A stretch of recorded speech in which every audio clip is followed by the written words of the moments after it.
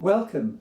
I'm Colin Northmore, the principal of the Evolve Online School. Evolve is an online platform for homeschoolers. Particularly, we use the MIT Crosslink system, the 5 facets of understanding, to make sure that we teach children mastery rather than marks.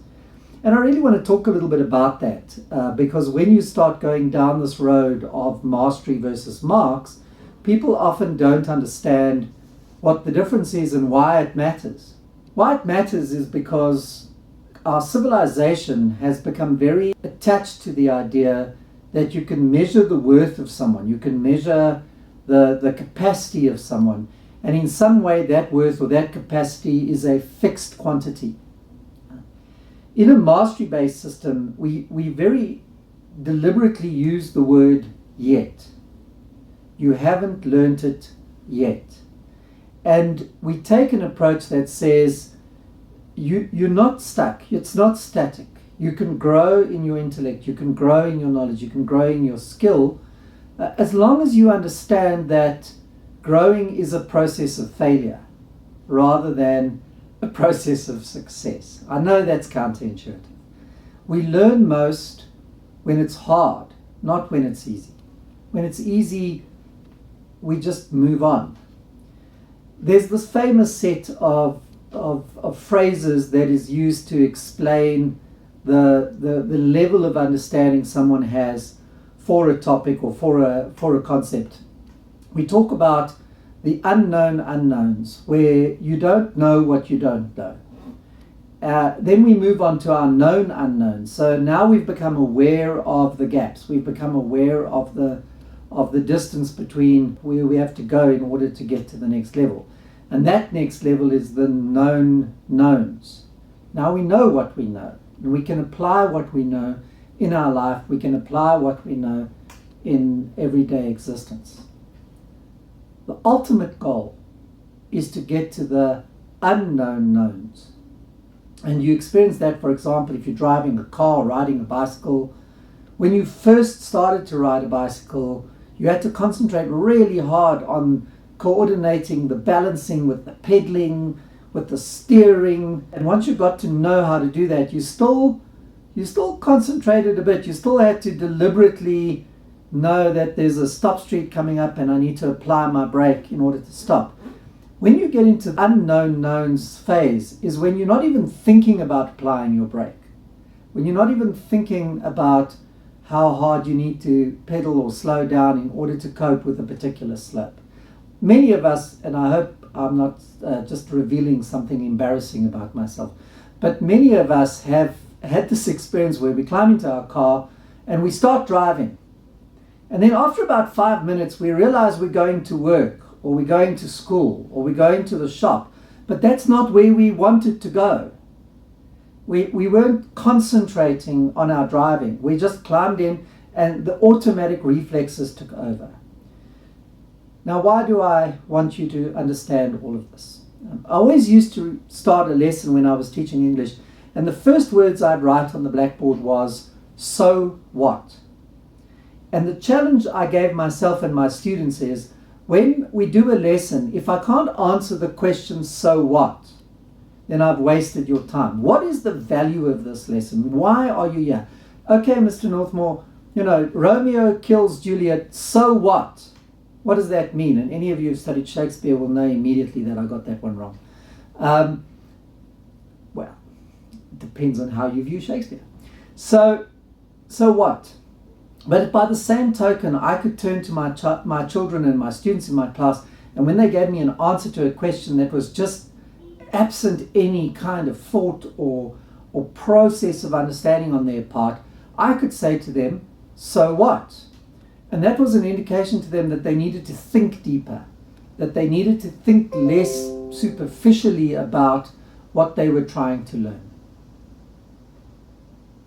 This all leads me to, how does Evolve expect to tackle these things, and how do you as a homeschooling parent create the conditions necessary for the success of your child and your children? Okay, I'll start with grit. Here's a quick experiment. It's very famous in psychology, done first at Stanford University. Here's a quick experiment that you can do with your children. if they're in preschool, sort of up to about grade 2, 3. Go into their room and give them a marshmallow or any of their favorite treats, an Oreo, a sweet of some description, and say to them, this is yours. You can eat this. But I'm going to be back in about 20 minutes. If you can wait until I come back, I'll give you another one. If you don't eat the sweet and it's still here when I get back, then you can have 2. And then you leave. There's, if you search YouTube for the Marshmallow Experiment, you will find lots of hysterical examples of this experiment being done. When you come back, if your child has eaten that sweet, you've got a problem. You've got a lot of work ahead of you. If your child hasn't eaten that sweet, you know that your child has grit. Your child has the ability to defer reward, to think forward into the future, to plan for the reward that's going to come later rather than taking the easy gain that's coming now. And the reason this was so interesting is this experiment designed at Stanford was done in the 1960s. So many of the children who were in that experiment are now in their middle and late ages. And so the experimenters who followed those children, those cohorts, for their whole life, have been able to compare the experience of children who ate the marshmallow versus children who didn't eat the marshmallow. And what they find is startling. What they find is that children who didn't eat the marshmallow tend to have a higher level of education, to live longer lives, to be more stable in their relationships, to have a job level where they get more satisfaction out of their work. I could carry on. If your child's eating the marshmallow, you've got a lot of work to do, because unless your child can learn to defer reward, unless they've got the grit to say, I don't need the answer right now, I can go through the hard process of finding the answer, they are going to have a much more difficult time in life. So why am I saying this? I'm saying this because as a homeschooling parent, that's your part of the equation. Evolve can create the conditions or the exercises for your child to practice their grit skills.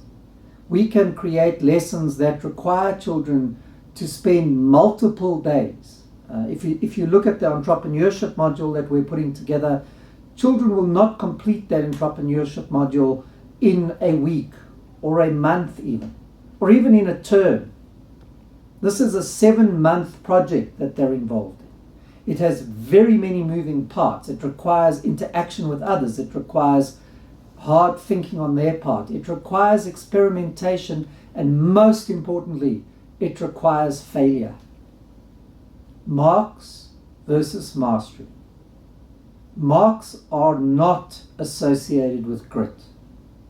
I write the test, I get my marks, I have now understood what I am worth. Once I've written that test, it is set in stone. Most schools do not allow multiple attempts at a test. I don't write a test and then if I don't get the marks that I want or need on that test, I get to write that test again and again and again. We want exam conditions. We want to supervise the writing of those tests. You've got to sit in a desk and recall information and apply what you know, and you can only apply what you know and what you can remember right there and then. There's no opportunity for you to say, actually, I don't quite remember this stuff. Let me go and find it out again and then come back and see whether I can apply it properly.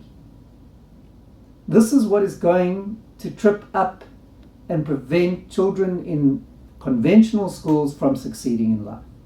You don't go into a workplace and they give you a task to do, and all that matters is what you know at the time that they give you the task. And if you don't know something at the time, bad luck for you, you can only get 50% of the task done. They won't pay you. They expect you to go out and find the other 50% of the information before completing the task.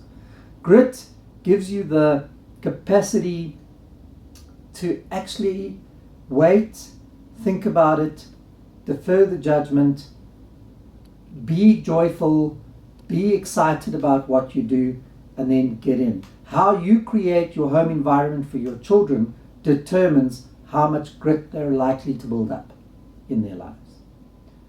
The second, and you'll be glad to know, last concept that I want to discuss today is the idea of a growth mindset. Now, if Angela Duckworth was the person behind our understanding of grit, then Dr. Carol Dweck is the growth mindset guru. And you can find both of those people if you Google them. You can find out about Angela Duckworth and about Carol Dweck. And Carol Dweck proposed this idea that intelligence is not fixed, that the IQ test is irrelevant, that you can't say, I'm measuring a child's intelligence and that's the intelligence they're stuck with for the rest of their lives. And the word yet, which I referred to earlier, is a practical expression of the concept that intelligence is not fixed. Because the word yet implies that there can be success later. So that inability to go back and do the test again and again cuts away the yet. That inability to say, I didn't succeed at this, I failed at writing this maths test. I only got 50% for this maths test. Okay, now I'm stuck with that 50% for the rest of the year. If you follow a growth mindset, you're going to say to a child, you only got 50%. What are you going to do about it? Okay, and if you look at the advice that often gets given to parents and children in schools, it's do better next time. Do better next time? What about doing better now? What about doing better until I get it to the level that I am comfortable is an expression of my ability rather than my ability to do maths rather than my ability to write a test. Do better next time. That's like saying in a report, could have done better, could do more. It is useless to you as a parent if at Evolve we say we follow a mastery-based approach and then we give you the marks of your children. What we've got to be able to do and what we claim to be able to do, and certainly the app, I'm so excited about the launch of it in June. The app will allow you to go and look at your child's marks, look at a subject, look at the categories that are associated with the subject, and if I can get away from the technical terminology here, you know what a subject is, but within a subject they break it down. So mathematics will have numbers and operations and geometry and probability. English will have listening and speaking, literature, grammar. Geography might have human geography and climatology and geomorphology. So all these subjects break down into kinds of disciplines. So you start there, you start with the geography and then you go into the geomorphology. And you can see the degree to which your child has mastered geomorphology. And if your child is not at the level they need to be, you go into that and you see the goals that they exist for that. Are we looking at rock formations? Are we looking at types of rock? Are we looking at how volcanoes work? And then if you click on the volcanism and it takes you down into different kinds of volcanoes. So it's got to go all the way back to what should a child know or be able to do. If you are homeschooling, you should be asking yourself that question every week. What does my child know and what is my child able to do this week that they didn't know or weren't able to do at the beginning of the week? That's a measure of success, not how many marks did they get. If you put together grit and growth mindset, you get a potent combination of creating the conditions for the success of your children. There's a very, very good book by Peter Senge, one of the systems thinking pioneers. He wrote a book called The Dance of Change. And in his book, he describes change as not being possible through a top-down process. I can't shout at a plant to make it grow. in order to make a plant grow, I've got to create the conditions that provide the plant the ability to grow. I've got to make sure it's in good soil. I've got to make sure it gets the right nutrients and sunshine. I've got to be patient. Plant doesn't just pop up overnight. I've got to know that this plant might be with me for the rest of my life.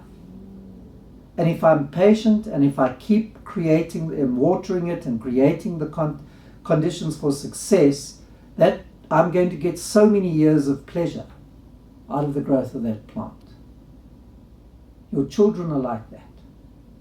You have to create the conditions, and the school they're in, and Evolve sets out to create the conditions that make it possible for children to be successful. It's not an easy job, but it is certainly an exciting journey. If you're interested in knowing what your own grit score or your child's grit score is like, Angela Duckworth allows you to go and do the little test online. We'll provide a link for you below to go and test your own grit.